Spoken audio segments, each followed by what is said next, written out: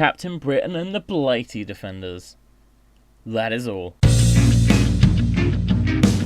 Captain Britain and the Mighty Defenders by Al Ewing with art by Alan Davis. Last time, Captain Britain showed up in Yinsen City, home of the Defenders.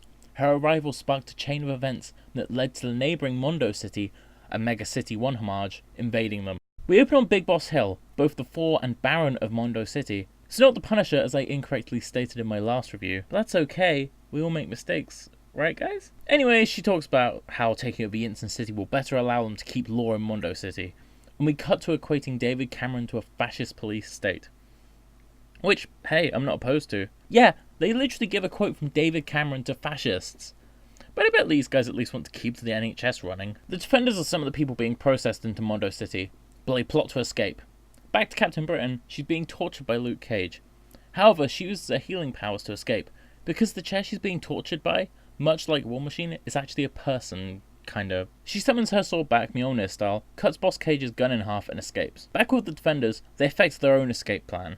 This is kind of cool and each character gets their own moment to shine, but at the same time it feels a little rushed and pointless, especially as this is basically the action climax for the book. But seriously, She-Hulk tying up War Machine's guns is badass. Back with Cap, Phaser meets Big Boss Hill, cuts her hammer in half, and that leads her to decide to forge an alliance with Yinsen City instead of invading it. This is what I mean. Thought was really a brilliant first issue. The second one is, in my opinion, an anticlimax. Everything just wraps up really neatly, really quickly. It's like we skipped Act 2. So it's revealed Dr. Doom sent Captain Britain to Yinsen City with the intention of this happening, as an experiment on him loosening his grip, and the book ends with Phaser joining the Defenders and waving the British flag. Now, I don't think this book is bad, exactly. The dark humour is hilarious, the action is great, and the characters are enjoyable to read, but it's very unsubstantial. Whilst they're fun, I never really found myself caring about the Defenders. And like I said before, this book feels like it's missing an Act 2. There's not much real conflict in the book, it just kind of happens. The fight scene with the Defenders is entirely inconsequential to the main plot, meaning that this could have been a Captain Britain vs Mondo City book, and it would have lost nothing. In fact, it probably would have gained, having more time to spend focused on one quality story. Either that or give this book a third issue.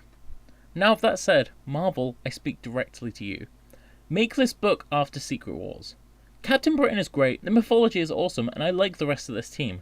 Ewing's a great writer, which you seem to already know because he's on Ultimate, so give us another Defenders book. Or hell, Paul Cornell will probably be down for a new Captain Britain series. That's all I'm saying. So that book was disappointing.